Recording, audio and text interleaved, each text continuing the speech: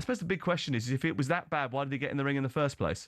Chris Eubank Jr. is a big boy and decided that he wanted to go into that fight, and for one reason only, because he was getting paid inordinate amounts of money, not because of the obligations to maintain the family name, because if someone offered him 50 grand to maintain the family name, he'd have told him to bugger off. The fact they've offered him £10 million to do it, then he'll do it. Everyone is getting paid out of this, so they're putting wealth over health. It's not my gift to talk about someone else's medical condition, but they are legitimate. They're not an excuse for the performances that he's put in. They are a legitimate concern. They were the same concerns going into the first fight.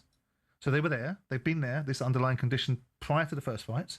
They're there in the second fight. Maybe they all thought, irrespective of the fact that he wasn't 100% and it was a challenge for him, that he could do enough to be able to win the fight, that Conor Benn wasn't good enough to be able to bridge the gap. It proved to be not the case.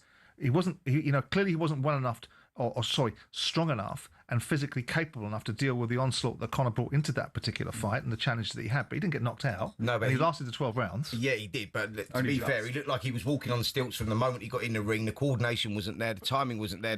The punch resistance, the strength, all of that wasn't there. And we only know that because he's told us this, right? And no one will be saying anything about this. They'll be saying what happened in the same way people are saying what's happened to Dillian White when he walks in against Moses Atoma and was completely under aroused and got knocked out in the first round and is still going to go back in the ring. So who knows what his underlying condition might have been.